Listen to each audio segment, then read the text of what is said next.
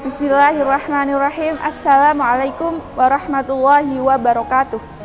Innal hamdalillah nahmaduhu wa nasta'inuhu wa nastaghfiruh wa na'udzu billahi min shururi anfusina wa min sayyiati a'malina may yahdihillahu fala mudhillalah wa may yudhlilhu fala hadiyalah.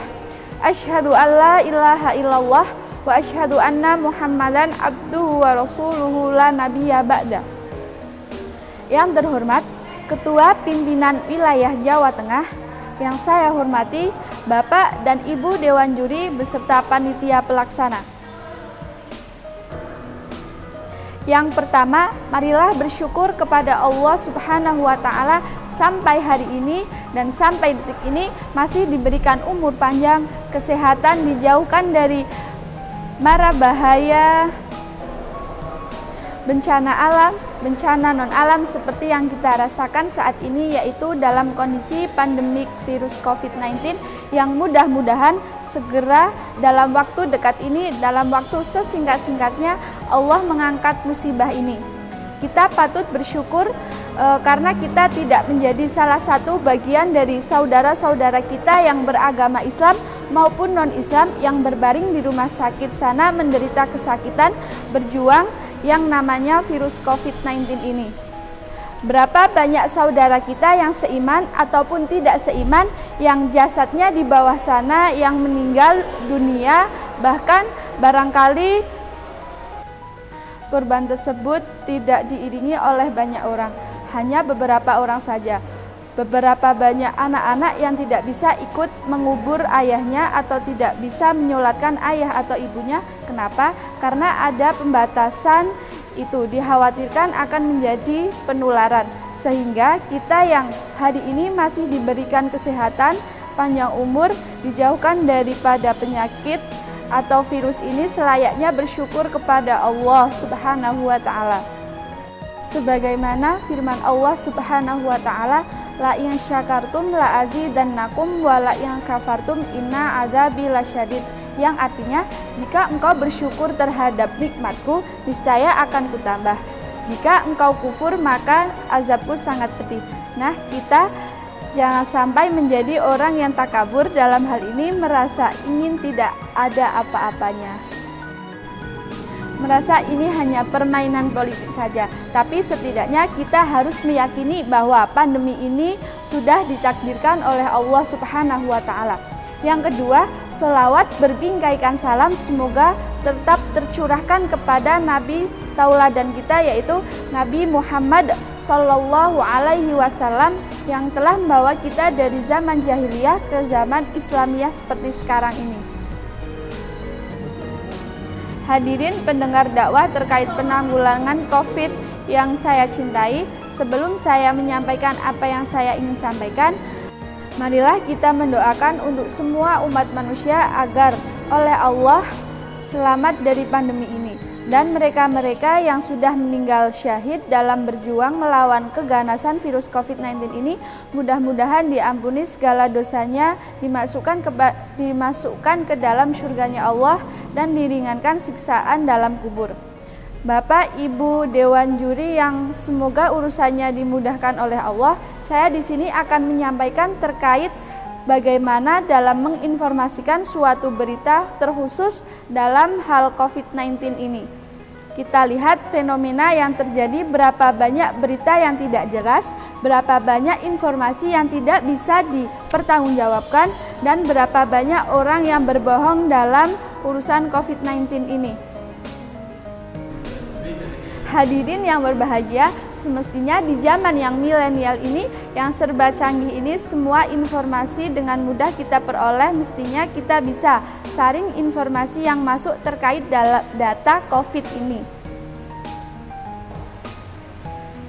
Apakah benar seseorang memang terdampak COVID? Kalau belum benar, pastikan kebenarannya dahulu. Bagaimana sikap kita selaku orang yang ada di dekat kita? Apakah menyebarkan, menutupi, atau seperti apa? Jadi kita bisa menyimpulkan kalau ada yang terkena COVID, kita malah mengkucilkan, mengasingkan, atau lain sebagainya. bahwa ketika hari ini masyarakat ada sebagian kecil atau sebagian besar yang percaya adanya COVID ini, barangkali informasi yang diterima bisa jadi pemerintah yang menginformasikan terlalu umum bahasanya atau bahasa ilmiahnya, jadi masyarakat awam itu tidak paham. Dan juga masyarakat itu kadang kala tidak percaya dengan COVID ini karena tidak konsistennya omongan daripada pemerintah.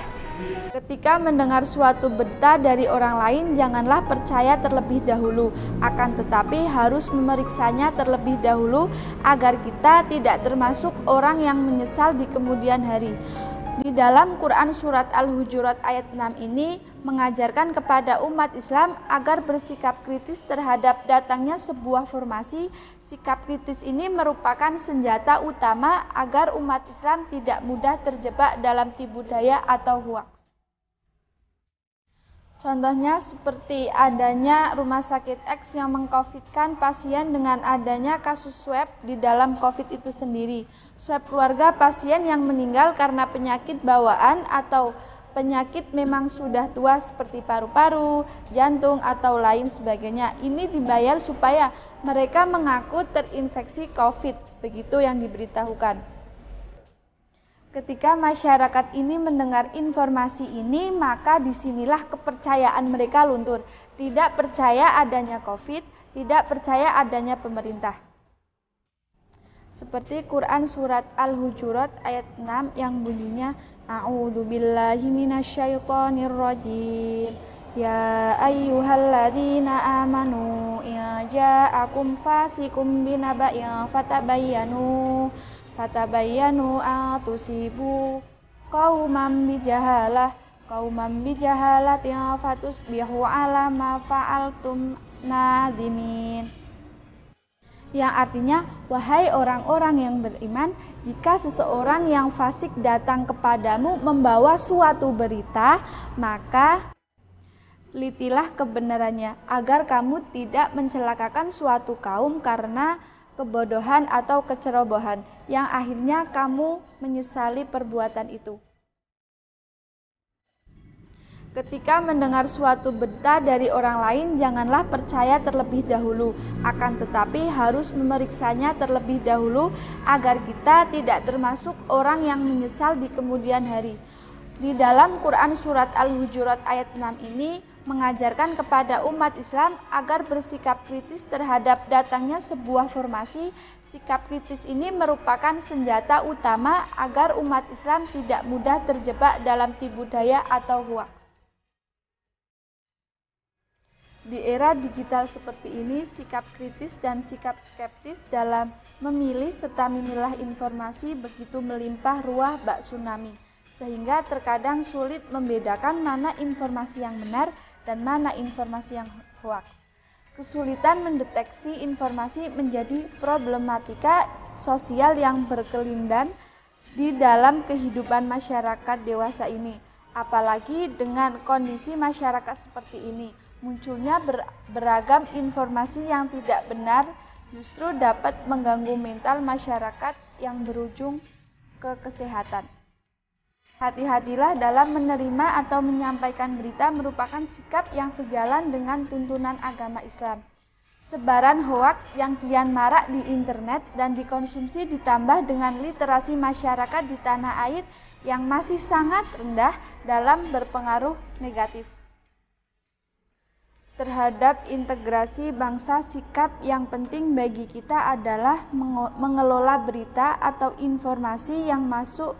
Kita perlu melakukan beberapa filter terhadap informasi sehingga informasi itu layak di-repost atau berhenti di kita. Media memiliki peranan dalam penanganan pandemi, mulai dari pemberi efek kesadaran kolektif tentang keberadaan pandemi, tidak mengulang-ulang fakta yang salah dan memberitahu yang simpang siur. Jadi kesimpulannya adalah bahwa ketika kita tidak mampu berperang, entah itu sebagai garda terdepan, misalnya sebagai tenaga kesehatan atau relawan dalam COVID ataupun relawan dalam penguburan jenazah, maka setidaknya kita tidak menyebarkan informasi-informasi yang tidak aktual, informasi yang tidak dapat dipertanggungjawabkan, informasi yang tidak benar alias hoax. Hadirin yang berbahagia, di sini semestinya kita saling bahu-membahu, kita tidak mampu bekerja lebih baik diam dan patuhi instruksi dari pemerintah. Mungkin sekian dari saya. Bila ada salah-salah kata, saya mohon maaf yang sebesar-besarnya. Bila ada kelebihan, itu datangnya semata-mata karena Allah. Billahi fi sabilil haq fastabiqul khairat. Nun wal qalami wa ma yasturun. Wassalamualaikum warahmatullahi wabarakatuh.